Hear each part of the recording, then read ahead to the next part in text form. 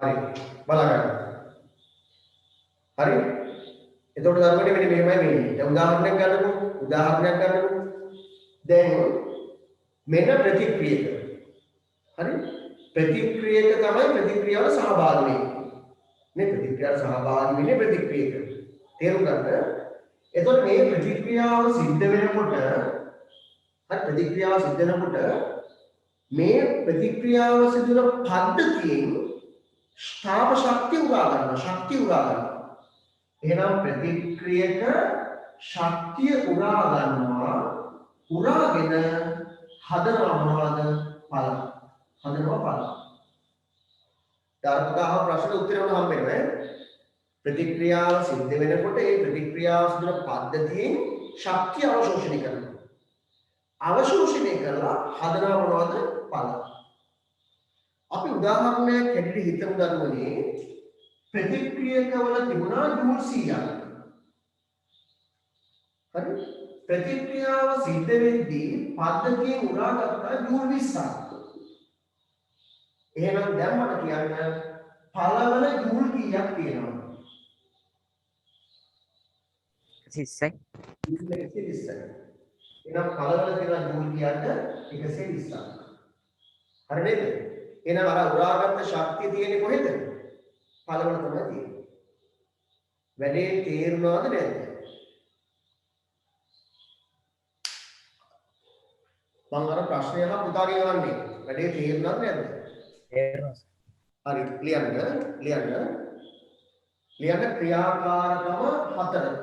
ක්‍රියාකාරකම 4. ක්‍රියාකාරකම 4. ලියන්න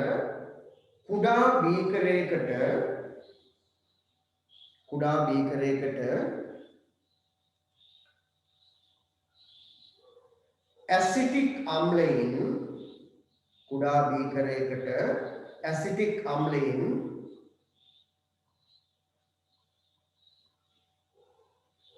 ඝන සෙන්ටිමීටර් 10ක් දමා කුඩා බීකරයකට ඇසිටික් අම්ලයෙන් ඝන සෙන්ටිමීටර් 10ක් නැත්නම් මිලිලීටර් 10ක් දමා උෂ්ණත්වයේ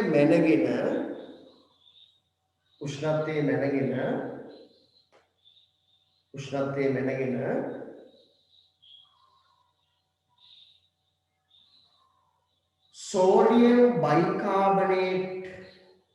සෝඩියම් බයිකාබනේට් මතකද සූත්‍රයේ ඇත්තේ සෝඩියම්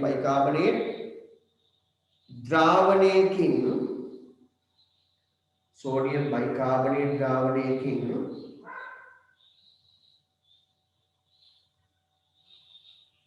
ඝන සෙන්ටිමීටර් 10ක්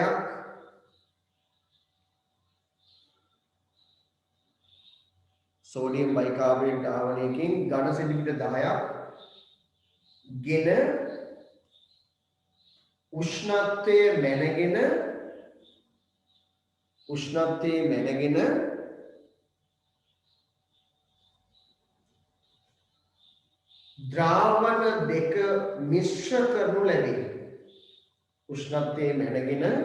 ද්‍රාවණ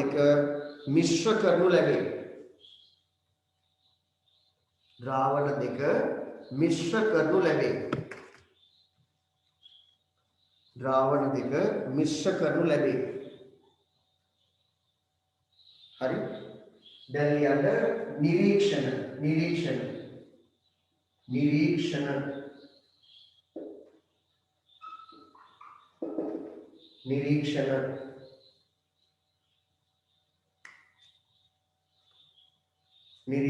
මොකක්ද නිරීක්ෂණය? රසායනික ප්‍රතික්‍රියාව සිදු වන විට උෂ්ණත්වය මොකද වෙන්නේ? උෂ්ණත්වය 15යි. ලියන්න. නිරීක්ෂණ ලියන්න. රසායනික ප්‍රතික්‍රියාව සිදුවන විට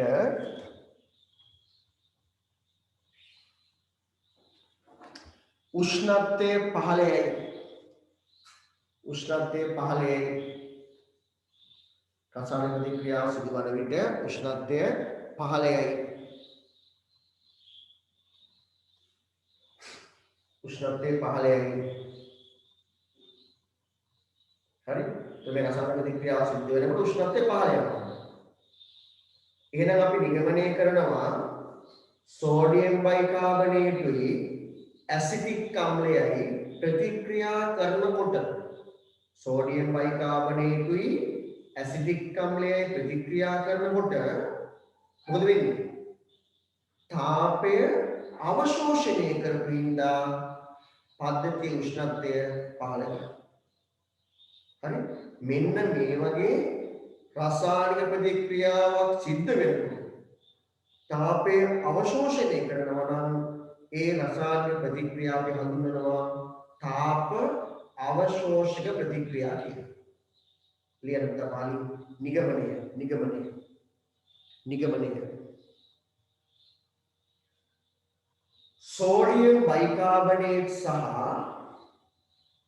සෝඩියම් බයිකාබනේට් සහ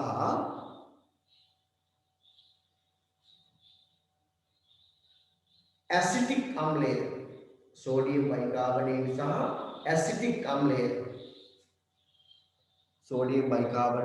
ඇසිටික් අම්ලය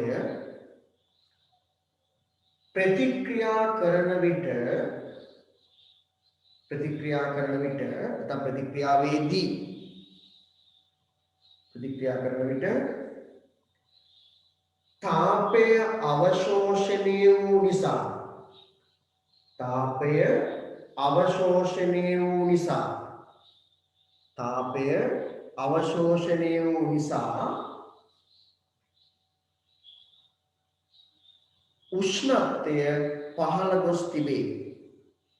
තාපය අවශෝෂණය වූ නිසා උෂ්ණත්වය පහළ ගොස් තිබේ. නැත්නම් උෂ්ණත්වය පහළ යයි. හරි නේද? එහෙනම් මේ හරිද? සෝඩියම් බයිකාබනේට් සහ ඇසිටික් අම්ලයේ ප්‍රතික්‍රියා කරන විට තාපය අවශෝෂණය වූ නිසා උෂ්ණත්වය පහළ යයි. හරි නේද? එහෙනම් අපි කියනවා යම් රසායනික ප්‍රතික්‍රියාවක් සිද්ධ වෙනකොට තාපය උරා ගත්තා නම් තාපය අවශෝෂණය කරා නම් ඒ රසායනික ප්‍රතික්‍රියාවලට අපි කියනවා තාප අවශෝෂක ප්‍රතික්‍රියාවක් කියලා. හරි? ලියන්න. පහලින් තරුවද්දල් වෙනම ලියන්න.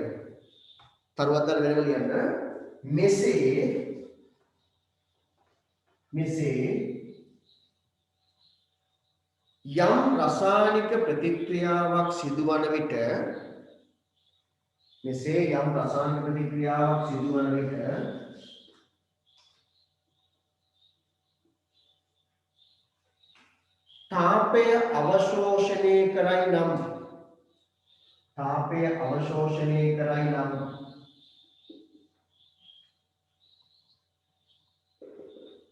තාපය අවශෝෂණය කරයි නම් එම රසායනික ප්‍රතික්‍රියාව තාපය අවශෝෂණය කරයි නම් එම රසායනික ප්‍රතික්‍රියාව තාප අවශෝෂක ප්‍රතික්‍රියාවක් ලෙස හැඳින්වේ. එම ප්‍රතික්‍රියාව තාප අවශෝෂක ප්‍රතික්‍රියාවක් ලෙස හැඳින්වේ. තාප අවශෝෂක ප්‍රතික්‍රියාවක් ලෙස හැඳින්වේ. හරි? මේ බලන්න. එතකොට අපි දන්නවා ප්‍රතික්‍රියාවකදී ප්‍රතික්‍රියාවට සහභාගී වෙන්නේ කවුද? ප්‍රතික්‍රියක. ඒ ප්‍රතික්‍රියාවෙන් ලැබෙන්නේ මොනවද? ඵල. ඒතර මෙන්න ප්‍රතික්‍රියක වලින් ඵල ලැබෙනවා. ඒක හරිනේ.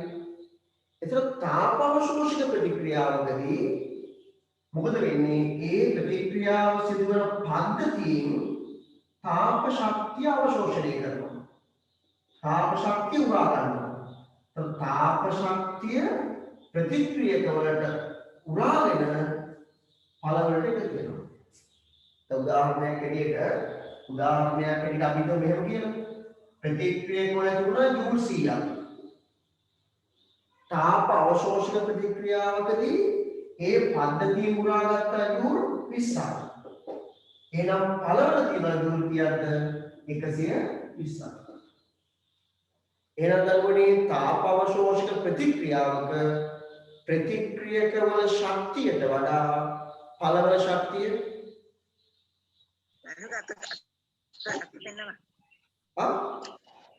වැඩි තාප අවශෝෂක ප්‍රතික්‍රියාවක ප්‍රතික්‍රියක වල ශක්තියට වඩා පළවන ශක්තිය වැඩි. ඇයි වැඩි උනේ? ප්‍රතික්‍රියාව සිද්ධ වෙනකොට ශක්තිය මොනවා කරනවද? අවශෝෂණය කරනවා. හරි? මේක ගන්න. මේක ගන්න.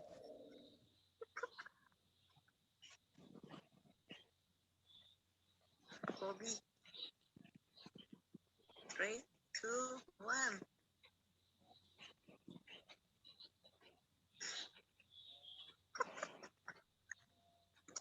माइक एक ऑफ करन दरुगा.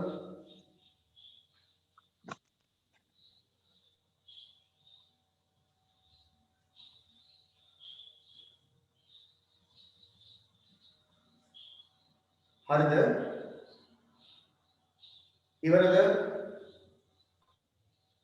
හරිද? right.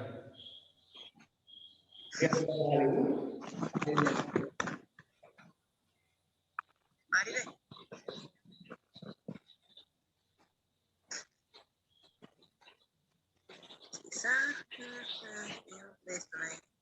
Show me your feet that might set the light.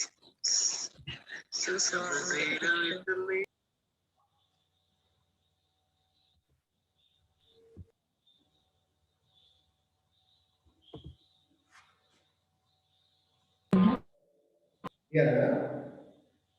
තාප අවශෝෂක ප්‍රතික්‍රියාවකදී තාප අවශෝෂක ප්‍රතික්‍රියාවකදී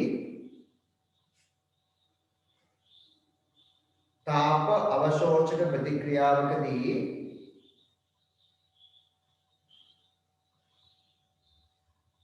තාප අවශෝෂක ප්‍රතික්‍රියාවකදී ප්‍රතික්‍රියකවල ශක්තියට වඩා ප්‍රතික්‍රියකවල ශක්තියට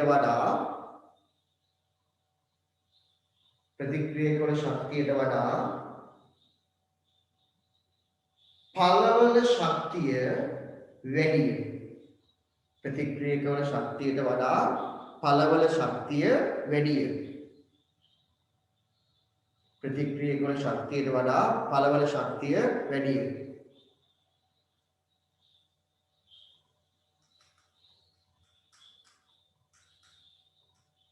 හරි, ප්‍රතික්‍රියක ශක්තියට වඩා පළවන ශක්තිය වැඩි.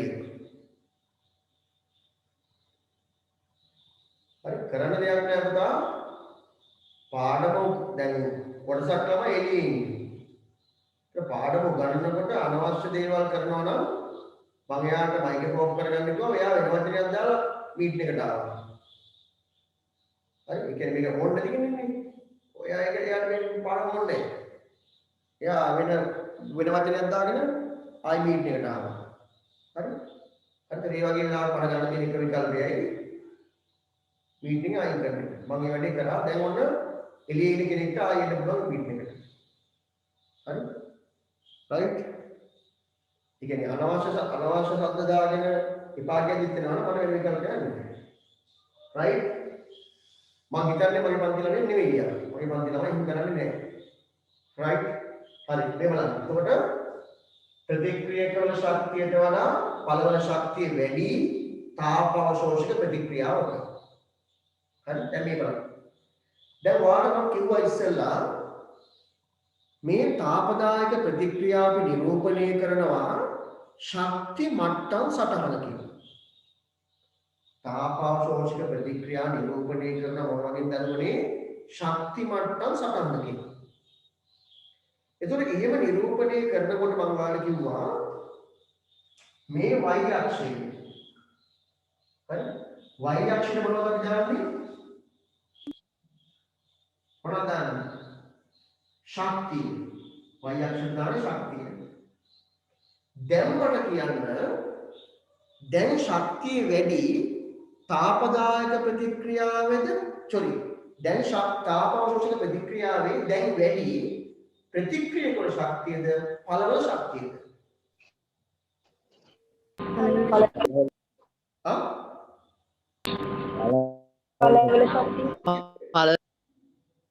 එහෙනම් දැන් ඉහළට එන්න ඕන ප්‍රතික්‍රියකද පළද දැන් උඩට එන්න ඕන පළ අන්න එහෙනම් ඒ ශක්තිය වැඩි තාපාවශෝෂක ප්‍රතික්‍රියාවක ප්‍රතික්‍රියා කරන ශක්තියට වඩා පළවන ශක්තිය වැඩි එහෙනම් මේ ශක්තිමත් සටහනේ උඩට එන්න කවුද පළ පළවන ශක්තියට වඩා ප්‍රතික්‍රියා කරන ශක්තිය අඩුයි. එහෙනම් පළවන පහළින් තමයි ප්‍රතික්‍රියක එන්නේ. මෙන්න ප්‍රතික්‍රියක. හරිද? එතකොට ප්‍රතික්‍රියක වලින් මේ පළ ලැබෙන්නේ. එහෙනම් මේ ඉතරේ කොහොමද උඩට? එතකොට ප්‍රතික්‍රියක වලට වඩා පළවන ශක්තිය වැඩි වෙලා තියෙනවා. ඇයි වැඩි උනේ මේ ප්‍රතික්‍රියාව සිද්ධ වෙද්දී ශක්තිය මොනවා කරාද ශක්තිය අවශෝෂණය කරා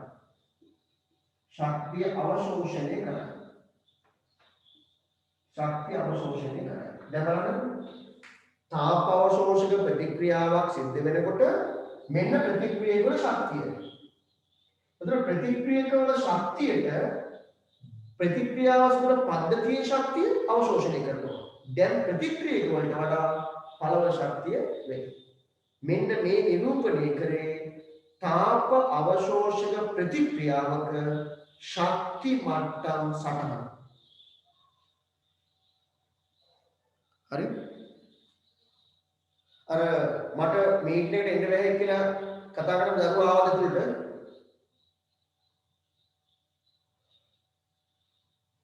ආවද? නෑනේ. රයිට් වෙන කෙනෙක් කියන්නදී. රයිට්. හරි ලියන්න පාලි ලියන්න.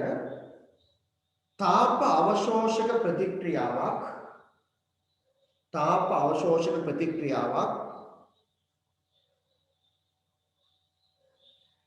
ශක්ති මට්ටම් සටහනකින් තාප අවශෝෂක ප්‍රතික්‍රියාවක් ශක්ති මට්ටම් සටහනකින් දැක්වූ විට තාප අවශෝෂක ප්‍රතික්‍රියාවක් ශක්ති මට්ටම් සටහනකින් දැක්වූ විට මේක අදින්න මේ කතාව පැහැදිලි නේද? තාප අවශෝෂක ප්‍රතික්‍රියාවක ප්‍රතික්‍රියක වල ශක්තියට වඩා පළවන ශක්තිය වැඩි. ඒතර ප්‍රතික්‍රියක වලින් තමයි පළ හැදෙන්නේ.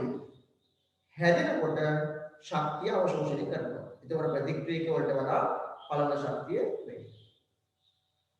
හරි අද ගන්න මේක.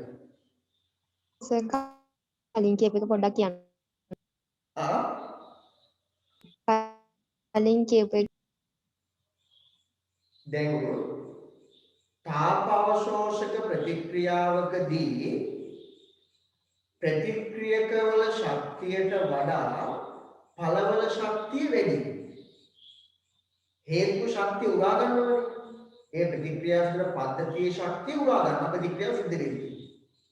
ඒ හින්දා ප්‍රතික්‍රියක වල ජූල් 100ක් තිබ්බනම් පරිසරයෙන් උරා ගත්තා නම් ජූල් 20ක් පළවන ශක්තිය ජූල් 120ක් වෙනවා. මොන ප්‍රතික්‍රියාවලද? තාප අවශෝෂක.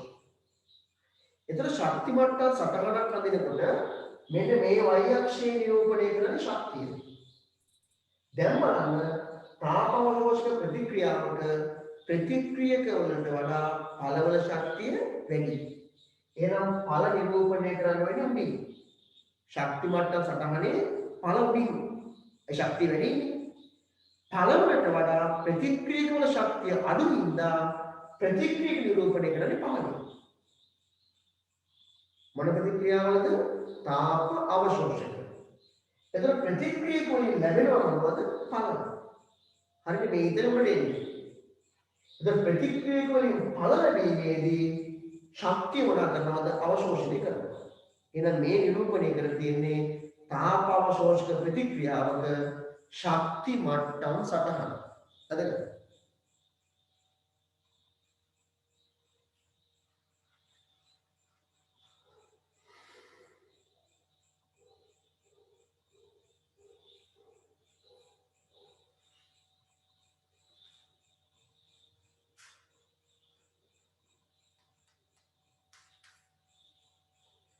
මට කතා කරපු දුව ආවද මීටින් එකට?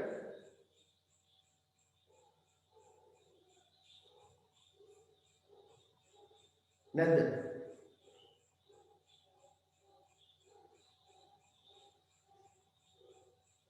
හරි.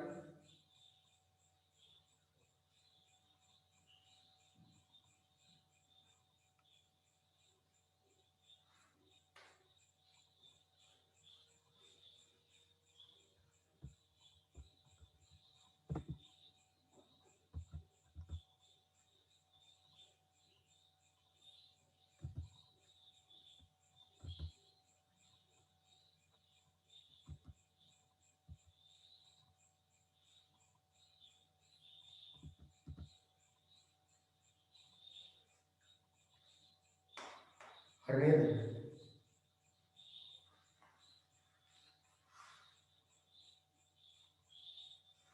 මේක අදගත්ත නේද? ඔව් හරි. ලියන්න තාපවශෝෂක ප්‍රතික්‍රියා සිදුවන අවස්ථා. තාපවශෝෂක ප්‍රතික්‍රියා සිදුවන අවස්ථා. තාප අවශෝෂක ප්‍රතික්‍රියා සිදුවන අවස්ථා. තාප අවශෝෂක ප්‍රතික්‍රියා සිදුවන අවස්ථා.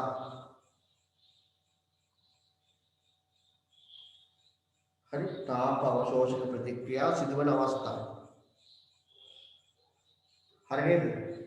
ඔයාලා දන්නවා මේ සූර්යාගේ ශක්තිය අවශෝෂණය කරගෙන සිදුවන ලෝකයේ වටිනාම වැදගත්ම ජීව ක්‍රියාවලිය මොකක්ද?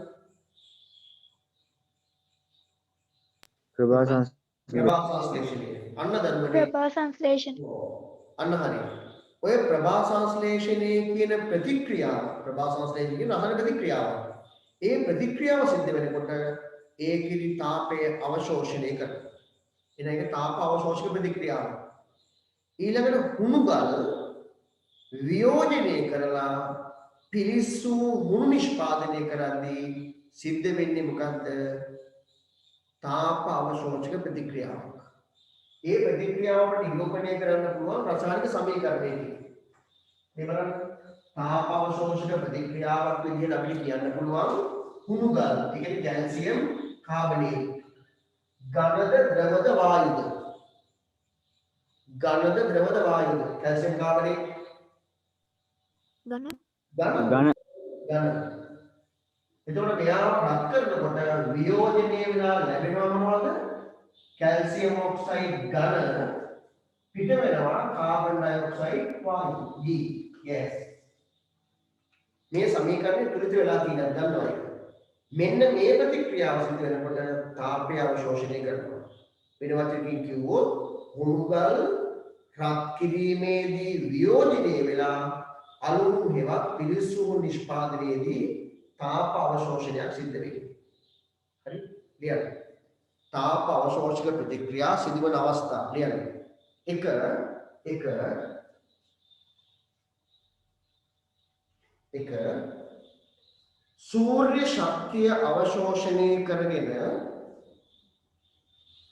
සූර්ය ශක්තිය අවශෝෂණය කරගෙන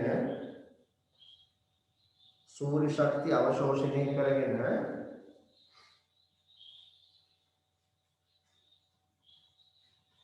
ප්‍රභා සංශ්ලේෂණයේ සිදුවීමේදී සූර්ය ශක්තිය අවශෝෂණය කරගෙන ප්‍රභා සංශ්ලේෂණයේ සිදුවීමේදී සූර්ය ශක්තිය අවශෝෂණය කරගෙන ප්‍රභා සංශ්ලේෂණයේ සිදුවීමේදී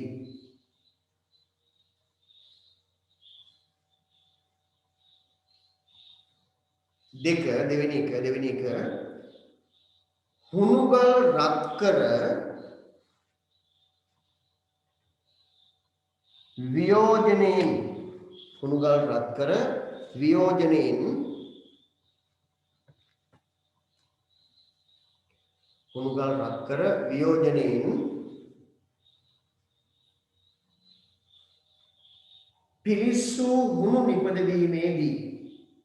හුණුගල් රත් කර වියෝජනයෙන් පිලිස්සු හුණු නිපදවීමේදී පිලිස්සු හුණු නිපදවීමේදී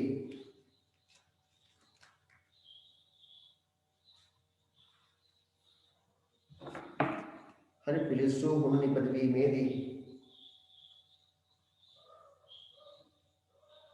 හරි මෙන්න මේ සමීකරණ ලියාගන්න ප්‍රවාහනය. ඒ වාක්‍යයේ නියුතන පහලින් වරහණක් දාලා මේ සමීකරණ ලියාගන්න. එතන මෙන්න මේ ප්‍රතික්‍රියාව සිද්ධ වෙනකොට සිද්ධ වෙද්දී තාප අවශෝෂණයක් සිද්ධ වෙන්නේ.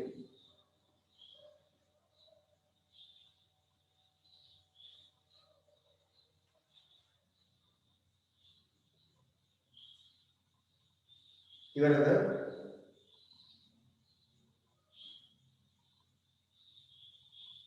හරි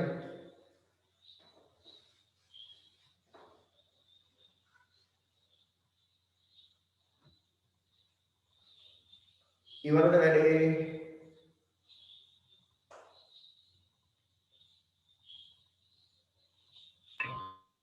Okay. හරි මේ බලන්න. දැන් රසායනික දැන් මේ පාඩමේදී දැන් ඔයාලට මම කියලා දීලා තියෙනවා මේ රසායනික සමීකරණයක් කියව පුරුදු කරන්න. මේ තාප විපර්යාස සම්බන්ධ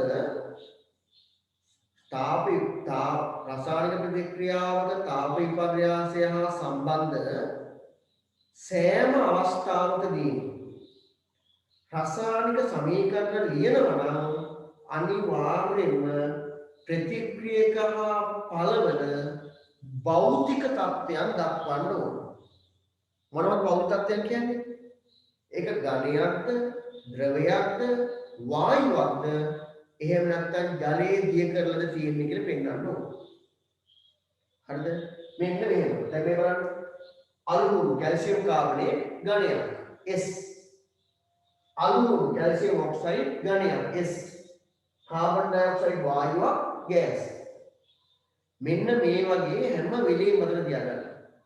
රසායනික ප්‍රතික්‍රියාවල තාප විපර්යාස පිළිබඳ සෑම අවස්ථාවකදීම රසායනික සමීකරණ ලියනවා නම් භෞතික තත්ත්වයන් නිරූපණය කිරීම අනිවාර්යයි. උදාහරණයක් විදිහට ඝනයක් නම් solid කියන තේරුමෙන් S අකුර දාන්න ඕන මෙන්න මේ වගේ. ඒ ප්‍රතික්‍රියාව හෝ ඵලයේ පිටපස්සෙන් S අකුර දාන්න ඕන. ද්‍රවයක් නම් liquid කියන තේරුමෙන් L අකුර දාන්න ඕන. මේ letters ඔක්කොම simple letters. වායුවක් නම් අනිවාර්යයෙන්ම සිංහලී දාන්න ඕන. gas. ජලයේ දිය කරලා තියෙනවා නම් ජලීය ද්‍රාවණයක් නම් equals කියලා තේරුමෙන් ජලීය ද්‍රාවණ නම් AQ කියලා දාන්න ඕන. පැහැදිලිද? එහෙම නොදැම්මොත් මේ තාප විපර්යාස සම්බන්ධ ගැටලු වලදී රසායනික සමීකරණ ලියද්දී ඝනද, ද්‍රවද, වායුද, ජලීයද කියන එක පෙන්වුවේ නැත්තම් ලහුනේ. මේ සැරේ ඒ වැඩේම කරා. මේ සැරේ විභාගිතාව සානුකම්පිතව බැලුවේ. හැබැයි මේ සැරේ පවා මේ භෞතික තත්ත්වය නිරූපණය කළ තිබුණ නැත්තම් මේ ප්‍රශ්නවලදී කොහොමත්ම ලකුණු දුන්නේ නැහැ. හරි? ඝන නම් S, ද්‍රව නම් L, වායු නම් G, ජලීය ද්‍රාවණයක් නම් AQ කියලා ඒ ප්‍රතික්‍රියක හා ඵලවල නිරූපණය කරන්න ඕන. පොඩි සටහනක් පහලින් දාගන්න මෙන්න මෙහෙම. සටහනක් දාගන්න. හරි සාමාන්‍යයෙන් O level වලදී කියන්නේ අපි ඉදිරියට කරගෙන යනකොට භෞතික තත්ත්වයන් දාන්න ඕන තමයි. නමුත් අපි බොහෝ විට O level වලදී ඉතින් සලකන්නේ නෑ මේක. නමුත් තාප විපර්යාස ගණන් වලදී අනිවාර්යෙන් භෞතික තත්ත්වයන් දක්වන්න ඕන. ලියන්න පාලින් රසායනික ප්‍රතික්‍රියා ආශ්‍රිත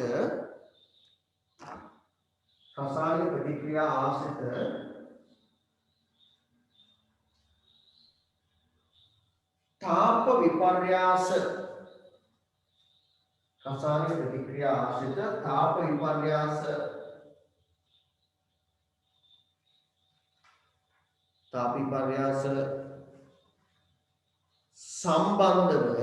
සම්බන්ධව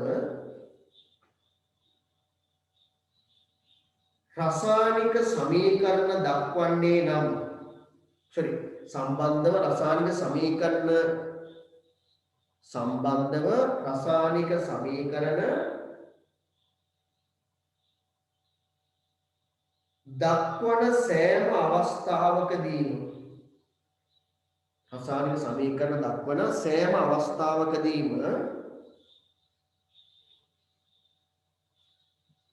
ප්‍රතික්‍රියක හා ඵලවල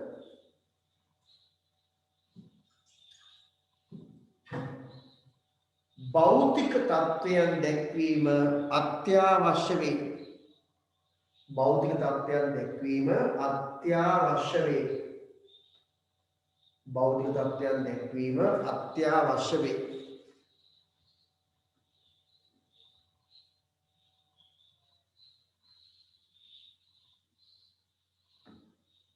අත්‍යවශ්‍ය වේ. හරි? right. ලියා ගන්න. එතන යටින් ඝන නම් S. ඝන වලට solid කියලා කියන්නේ ඒ දෙමින් S අප දාන්න ඕන.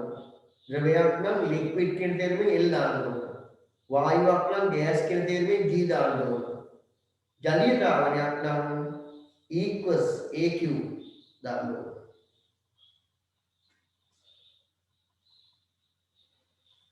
හරි? දැන් එතන මම ගන්න තියෙනවා තාපදායක ප්‍රතික්‍රියා ඉගෙනුවා තාප අවශෝෂණ ප්‍රතික්‍රියා ඉගෙනුවා. අපි විභාගතාව ප්‍රශ්නයක් ලියමු. විභාගතාව ප්‍රශ්නයකට උත්තරයක් ලියමු. ලියන්න පළවෙනි ප්‍රශ්නේ පළවෙනි ලියන්න මැග්නීසියම් සහ සර් ඔව් සර් මේ ජලීය ද්‍රාවණයේ සංකේතය AU ද AQ equals AQ equals AQ මේ හැම අකුරක්ම simple letters simple S simple L simple G simple A Q simple letters වෙන්න ඕන. හරි? හරිද වැඩේ? හරි සර් හරි. අපි විභාග ප්‍රශ්නයක් ලියමු. විභාග ප්‍රශ්නයක් ලියන්න. මැග්නීසියම් සහ හයිඩ්‍රොක්ලෝරික් අපි HCl කියන්නේ මැග්නීසියම් සහ හයිඩ්‍රොක්ලෝරික් HCl මැග්නීසියම් සහ හයිඩ්‍රොක්ලෝරික් HCl අම්ලය අතර ප්‍රතික්‍රියාව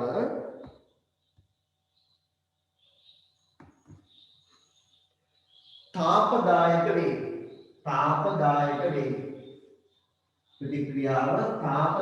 වේ. ප්‍රතික්‍රියාව තාපදායක වේ. ලියන්න මෙම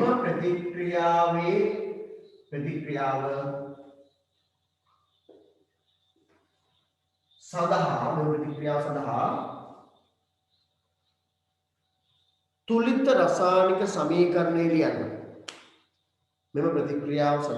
තුලිත රසායනික සමීකරණය ලියන්න. මෙම ප්‍රතික්‍රියාව සඳහා තුලිත රසායනික සමීකරණය ලියන්න.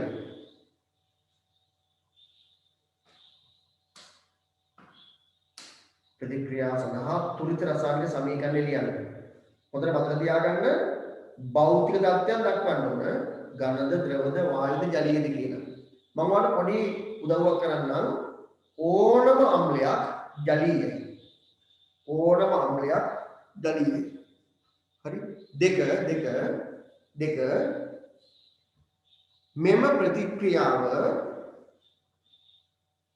මෙම ප්‍රතික්‍රියාව ශක්ති මට්ටම් සටහනකින් දක්වන්න.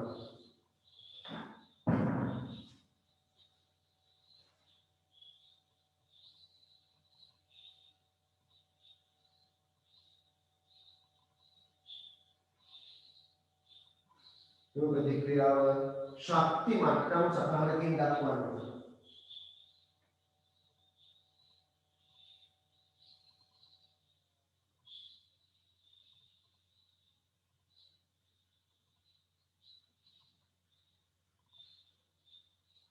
පටන් ගන්න වැඩි. පටන් ගන්න වැඩි. විනාඩි කීයක් දෙන්නද? 4ක්.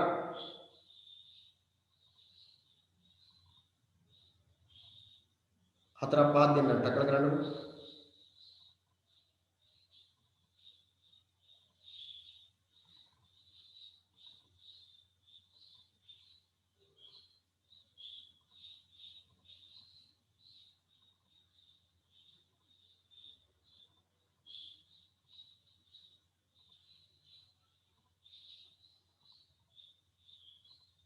ඉවරද?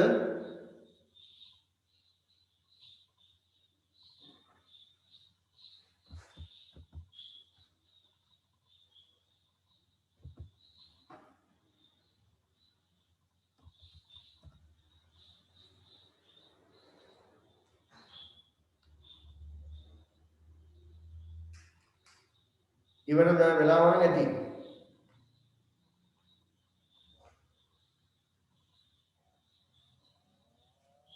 වෙලාව නම් ඇති.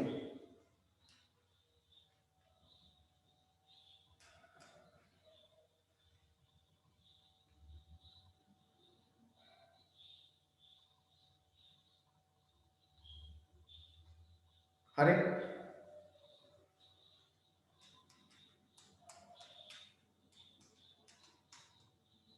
විවන්ති ඉවරද?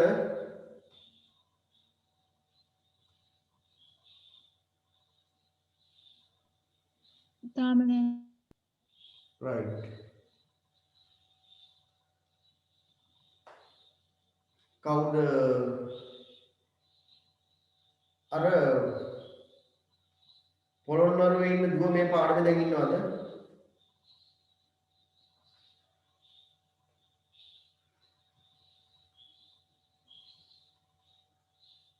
පොළොන්නරුවේ ඉඳන් පාඩමට සම්බන්ධ වෙන ඒ දුව මේ පාඩමේ ඉන්නවද මේ වෙලාවේ?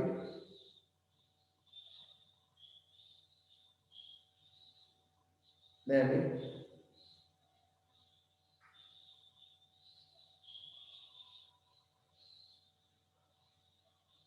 හරි ඉවර කරන්නකෝ එහෙනම්. ඉවරද වැඩේ?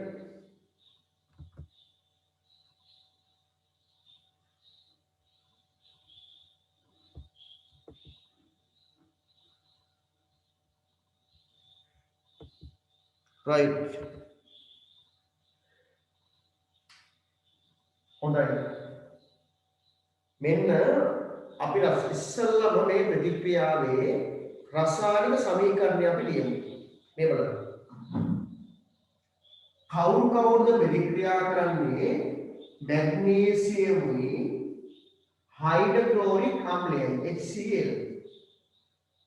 මැග්නීසියම් සහ හයිඩ්‍රොක්ලෝරික් අම්ලය අතර තමයි ප්‍රතික්‍රියාව සිද්ධ වෙන්නේ. මේක ලියන්නේ මැග්නීසියම් සහ හයිඩ්‍රොක්ලෝරික් අම්ලය. දැන් ළමයට එකපාරම මේකේ ලැබෙන ඵල මොනවද කියලා හිතාගන්න බැරි වෙන්න පුළුවන්. ඒ වගේ වෙලාවක මතක් කරන්න මේක මොන වගේ ප්‍රතික්‍රියාවක්ද කියලා කල්පනා කරන්න. මේ ප්‍රතික්‍රියාව මොන වගේ ප්‍රතික්‍රියාවක්ද? මේ බලන්නකෝ. මේක අපි හිතුවොත් A කියලා. මේක අපි හිතුවොත් A කියලා. මෙයා හිතුවොත් B කියලා. මෙයා හිතුවොත් C කියලා. එහෙනම් මේ ප්‍රතික්‍රියාව A දන BC වර්ගයේ ප්‍රතික්‍රියාවක් නේද? එහෙම ප්‍රතික්‍රියා කරොත් ලැබෙන ඵල මොනවද? A C ධන B. සමහරවල් බලන්න මොනවද මේ කියන්නේ කියලා. මම කිව්වේ දැන් මැග්නීසියම් සහ හයිඩ්‍රොක්ලෝරික් අම්ලය අතර ප්‍රතික්‍රියාවෙන් ලැබෙන ඵල හොයාගන්න ඕනේ. ලැබෙන්නේ මොන ඵලද කියලා එකපාරම හොයාගන්න බැරි නම් කල්පනා කරන්න මේක මොන වගේ ප්‍රතික්‍රියාවක්ද කියලා. එතකොට ඔයාලා දන්නවා මෙයා A කියලා හිතුවොත්, මෙයා B කියලා හිතුවොත්, මෙයා C කියලා හිතුවොත් මේ ප්‍රතික්‍රියාව A දන BC AC දන B කියන ඵල ලැබෙන ප්‍රතික්‍රියාවක් නේද?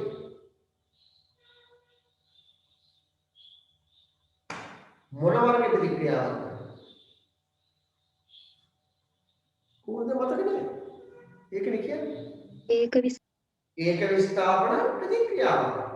ඒව ඉගෙනුනේ ඒකද? එහෙම නැත්නම් පොත වහලා තියන පුස්තකාලේ යන්නේ ඒවා ඉන්නේ. ඒවා කලින් ඉගෙනුනේ ඒකද? ඒවා ප්‍රයෝජනෙට ගන්න. හරිද? එතකොට එහෙනම් දැන් මෙහෙම කරනවා.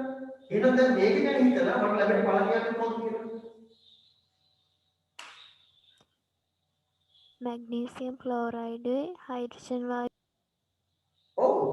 දැන් මේ බලන්න. දැන් ඒත් එක්ක යන්න ඕනේ නේද මෙයා? ඒ කියන්නේ මැග්නීසියම් ක්ලෝරීන්. එහෙනම් ලැබෙනව මොනවද? Magnesium chloride MgCl2. හරි. පිට වෙනවා මොනවද? හයිඩ්‍රජන් වායු H2.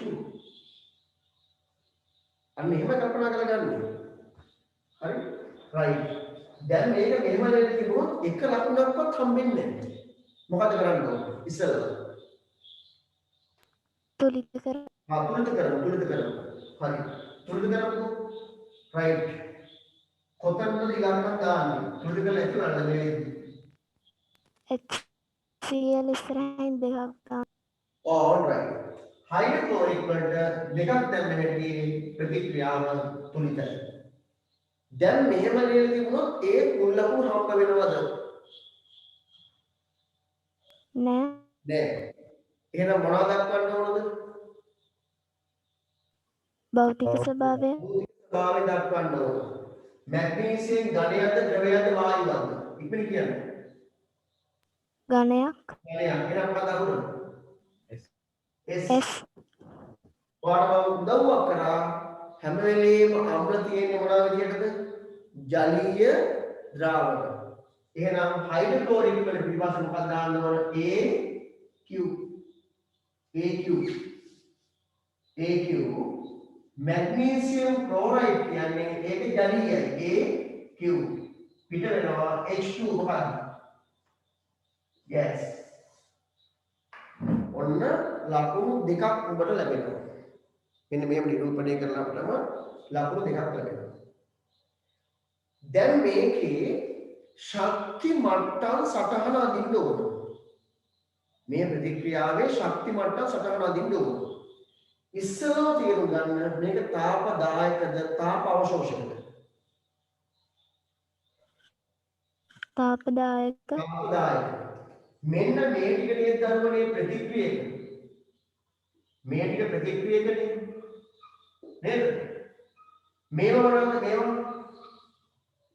ඵල එතකොට තාපදායකයි නම් ශක්තිය වැඩි කාගේද? ප්‍රතික්‍රියක වලද ඵලවලද? ප්‍රතික්‍රියක ශක්තිය වැඩි. එහෙනම් දැන් අපි අඳුර ශක්ති මත සටහන. මෙන්න මෙහෙම. හොඳට මතක තියාගන්න. මෙන්න මේකේ ශක්තිය කියලා ලියලා තිබුණ නැත්නම් ලකුණක් කපනවා. ශක්තිය කියලා ලියලා තිබුණ නැත්නම් මේ අක්ෂය ලකුණක් කපනවා. හරි? දැන් මට කියන්න ශක්තිය වැඩි කාගේද ප්‍රතික්‍රියකවල. එහෙනම් ප්‍රතික්‍රියක උඩින් පෙන්නන්න ඕන. දැන් මේකේ ප්‍රතික්‍රියක කියලා ලියලා හරියන්නේ නැහැ. ප්‍රතික්‍රියක ලියලා හරියන්නේ නැහැ. ප්‍රතික්‍රියක තමයි ලියන්න ඕන. දැන් ප්‍රතික්‍රියක දන්නවනේ. ආයෙත් දෙන්න ලියන්න ඕන. කවුද ප්‍රතික්‍රියක? මැග්නීසියම් ධන හයිඩ්‍රොක්ලෝරික් ජලීය. ඔන්නෝම ලියලා තියෙනවා. එතකොට ප්‍රතික්‍රියක ශක්තියට වඩා තාපදායකින්ද ඵලවල ශක්තිය අඩුයි. එහෙනම් ඵල නිරූපණය කරන්නේ පහළ. මොනවද ඵල?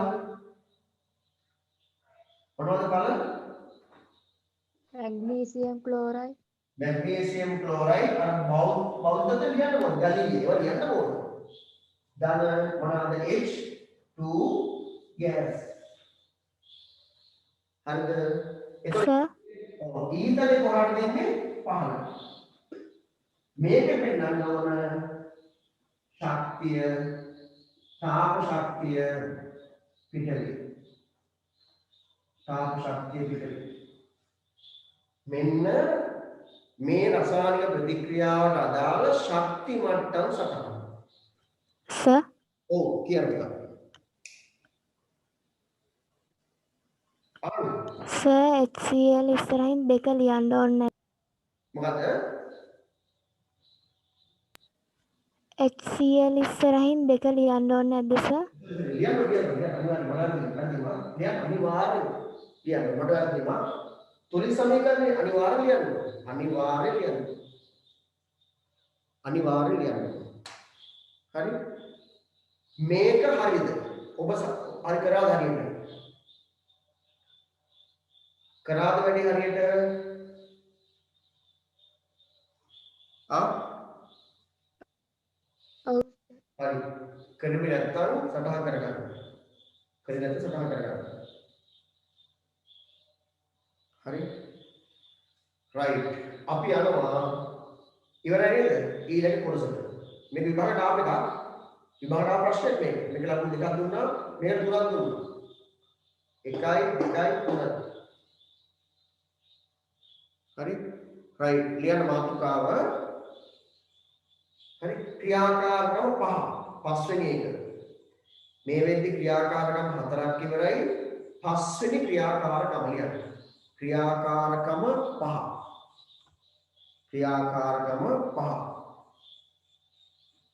නිදිමතයිද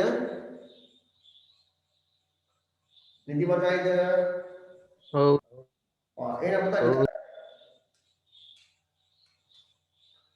මේ වයසක මමත් ඉන්නවා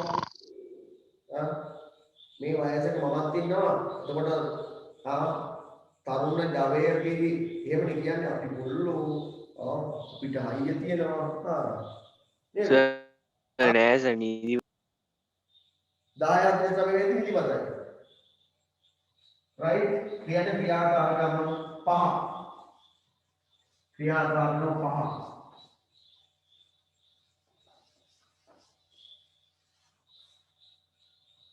right ක්‍රියාකාරකම් 5 ඒකේ මාතෘකාව ලියගන්න මාතෘකාවක් කරලා දානවා කියලා ලියන්න sodium hydroxide සහ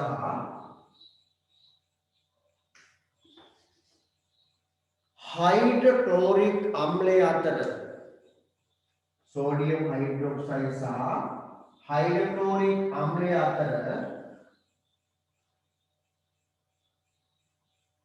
sodium hydroxide සහ hydrochloric අම්ලය අතර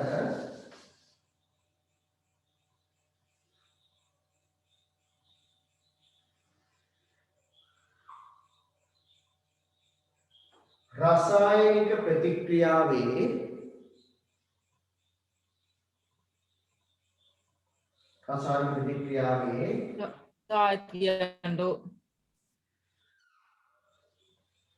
sodium hydroxide සහ hydrochloric අම්ලය අතර sodium hydroxide සහ hydrochloric අම්ලය අතර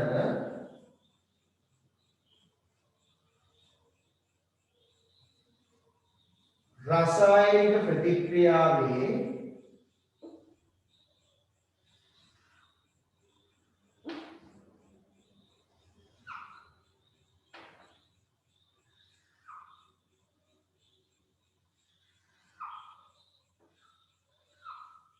සර් රසායනික ප්‍රතික්‍රියාවේ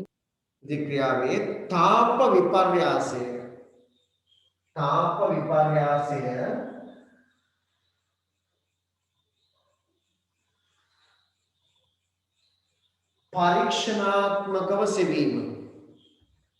පරීක්ෂණාත්මකව සෙවීම තාප විපර්යාසය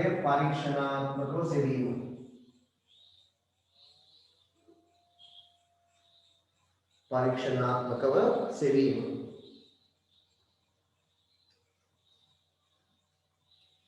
මෙන්න මේ ප්‍රැක්ටිකල් එක තමයි මේ පාඩමේ වැඩියෙන්ම විභාගයට ඇවිල්ලා තියෙන්නේ. සාමාන්‍ය මේ ප්‍රැක්ටිකල් එක බොහෝ අවුරුදු වල සම්පූර්ණ කියන්නේ ලකුණු 5ක 6ක 7ක වගේ ප්‍රශ්නයක් විදිහට රචනා ප්‍රශ්න පත්‍රයේ බොහෝ අවස්ථාවල ඇවිල්ලා තියෙනවා. හරි? හේතුව මේ පරීක්ෂණයෙන් හොයන්න පුළුවන් ඔබ විද්‍යාගාරයට ගියාද පරීක්ෂණ කරාද උපකරණ භාවිතා කරාද කියන එක හොයන්න පුළුවන් තැන. ඒ නිසා මේක බොහෝ වෙලි විභාගයට අවිලා තියෙනවා. ඉතින් අපි අර විද්‍යාගාරයට ගියා වගේම වැඩේ කරමු. හරි? අද දවසේ නම් මේක ඉවර කරන්න බෑ. නමුත් ආරම්භය මම ගන්නවා. හරි. මෙන්න මෙහෙමයි කරන්නේ. හොඳට බලන්න. හොඳට බලාගෙන වැඩියා. පොඩි බීකර දෙකක් ගන්නවා. පොඩි බීකර දෙකක්. පොඩි බීකර දෙකක් ගන්නවා. හරි. පොඩි බීකර දෙකක් අරගෙන වෙන වෙනම මේ බීකරයක දානවා සෝඩියම් හයිඩ්‍රොක්සයිඩ් ඝන සෙන්ටිමීටර 50. ඒ කියන්නේ මිලිලීටර 50. මේකට ගන්නවා හයිඩ්‍රොක්ලෝරික් අම්ලය ඒ ඝන සෙන්ටිමීටර 50. මිලිලීටර 50. හරිද?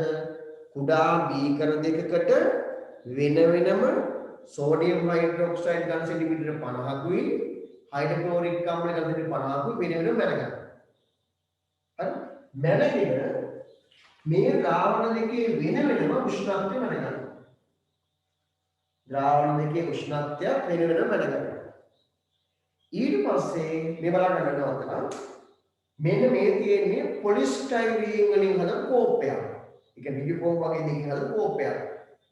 මේ වගේ කෝප්පයක් අපි තෝරගන්න හේතුව මේ වගේ මේ පොලිස්ටයිරීන් වලින් පරිසරයත් එක්ක තාපමානිය අඩුයි.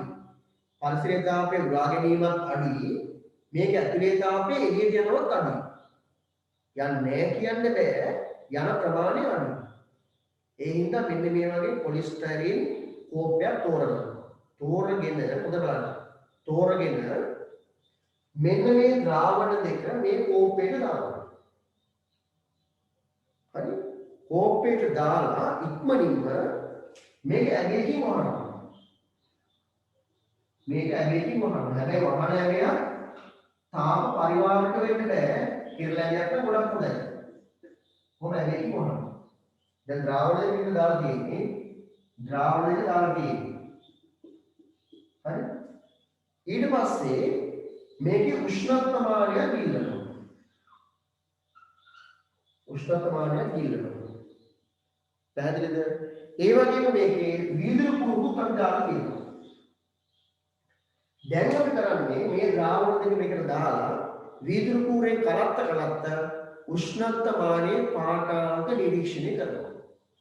නිරීක්ෂණය කරලා සටහන් කරගන්නවා. හරි? වැඩේ පැහැදිලිද?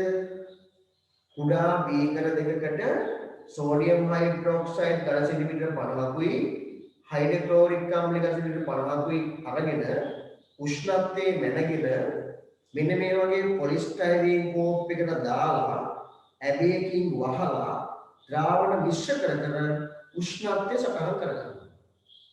උෂ්ණත්වය වැඩි වේද අඩු වේද? වැඩි වේද අඩු වේද? වැඩි ඇයි වැඩි වෙන කියලා කියන්නේ මොකද? ඇයි වැඩි වෙන කියන්නේ මොකද? ඇයි? හේතු මොකද්ද? හොඳයි. උෂ්ණත්වය වැඩි වෙනවායි කියන්නේ තාප දායක තාප අවශෝෂකද?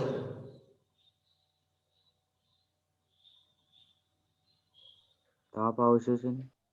තාප අවශෝෂක නම් උෂ්ණත්වය වැඩි වෙනවද? තාපදායකයි.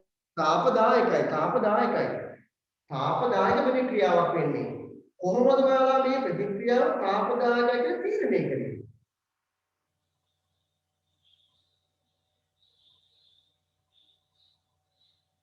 තනුක ද්‍රාවණය යොදා ගැනීම නිසා.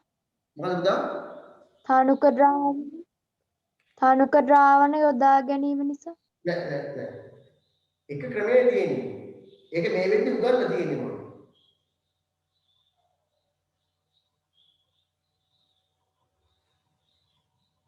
මේ ප්‍රතික්‍රියාව තාපදායකයි කියලා ඔයාලා තීරණය කරේ කොහොමද? ඇයි දරුවනේ මේ ප්‍රතික්‍රියාව මේ කවුද? මෙයා භාෂ්මයක්. මෙයා අම්ලයක්. මම පාඩමේදී කිව්වා නේද අම්ලයක් හා භාෂ්මයක් ප්‍රතික්‍රියා කරද්දී ප්‍රතික්‍රියාව මොනවද? තාපදායකයි. හරිනේ? රයිට්. එහෙනම් උෂ්ණත්වමානයේ පාඨාංකය වැඩි වේද අඩු වේද?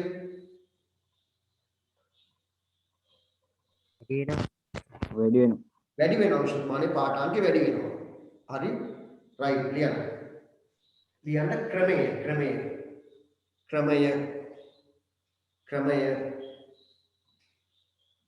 ලියන්න කුඩා බීකර දෙකකට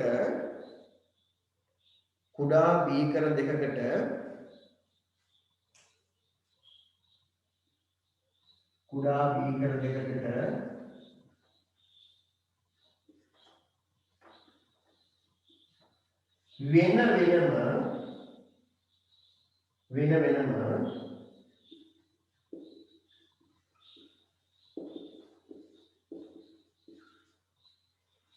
සෝඩියම් හයිඩ්‍රොක්සයිඩ් ඝන සෙන්ටිමීටර 50ක් සෝඩියම් හයිඩ්‍රොක්සයිඩ් ඝන සෙන්ටිමීටර 50ක් සහ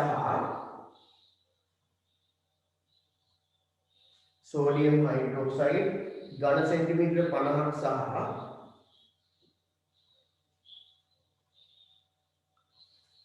हाइड्रोक्लोरिक अम्लය ඝන सेंटीमीटर 50ක් हाइड्रोक्लोरिक अम्लය ඝන सेंटीमीटर 50ක්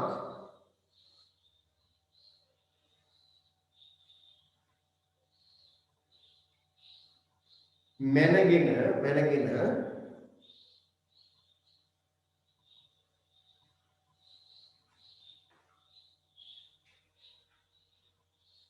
ද්‍රාවණ දෙකේ උෂ්ණත්වයේද වෙන වෙනම මැනගෙන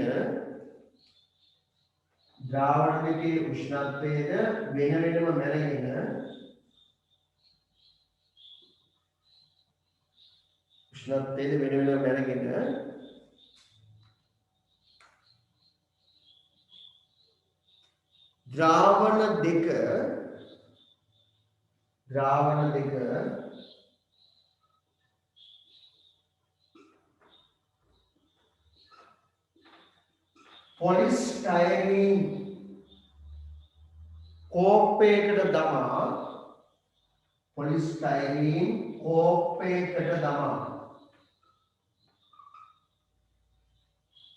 පොලිස්ටයිරීන් කෝපයකට දමා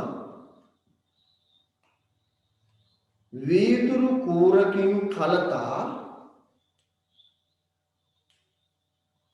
කූරකින් කලතා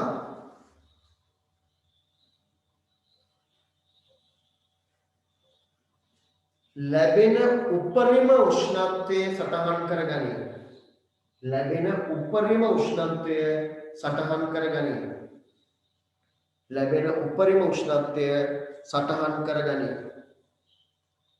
මතක තියාගන්න ලැබෙන උපරිම උෂ්ණත්වය සටහන් කරගනී.